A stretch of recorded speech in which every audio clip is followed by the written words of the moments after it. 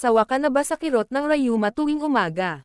Good news! May mga halamang gamot at home remedies na pwede mong subukan para maginhawa ang katawan mo. Narito ang mga natural na lunas at halamang gamot para sa rayuma, joint pain, arthritis, at ang tamang proseso ng paggamit. Para sa mild hanggang katamtamang sintomas lamang, hindi kapalit ng gamot ng doktor. Mga natural na lunas sa rayuma. Luya, ginger tea. Benepisyo, pampabawas ng pamamaga at sakit. Paano ihanda? Maghiwa ng 1 hanggang 2 pulgadang luya. Pakuluan sa 2 basong tubig, 10 minuto.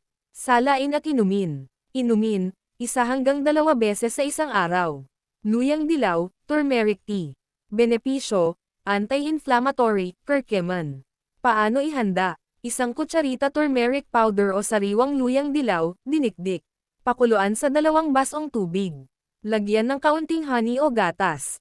Inumin, 1 beses sa isang araw. Iwas kung may gallstones o umiinom ng blood thinners.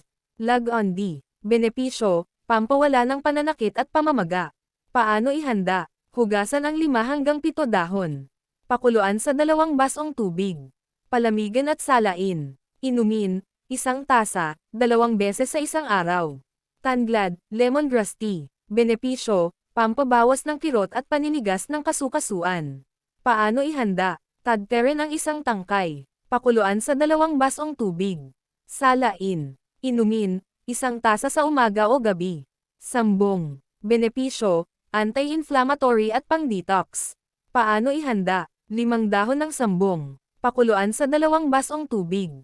Salain. Inumin, 1 tasa, 2 beses sa isang araw. Panlabas na lunas. Warm compress, mainit na pamanto.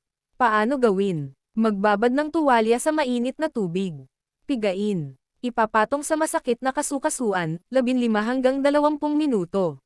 2 hanggang 3 beses sa isang araw. Luya o luyang dilaw na liniment, pangpahid. Paano gawin? Dikdikan ang luya o turmeric. Ihalo sa coconut oil. Ipahid sa apektadong bahagi, 2 beses sa isang araw. Mga pagkain na nakakatulong. Isda, omega-3. Gulay na berde. Prutas, berries, papaya, pineapple. Bawang. Mga dapat iwasan: maalat, mamantika, matamis, processed food. Paalala, para sa banayad na rayuma lamang. Hindi pamalit sa maintenance meds. Kung may matinding pamamaga, pamumula, lagnat, hindi makagalaw, magpatingin agad sa doktor.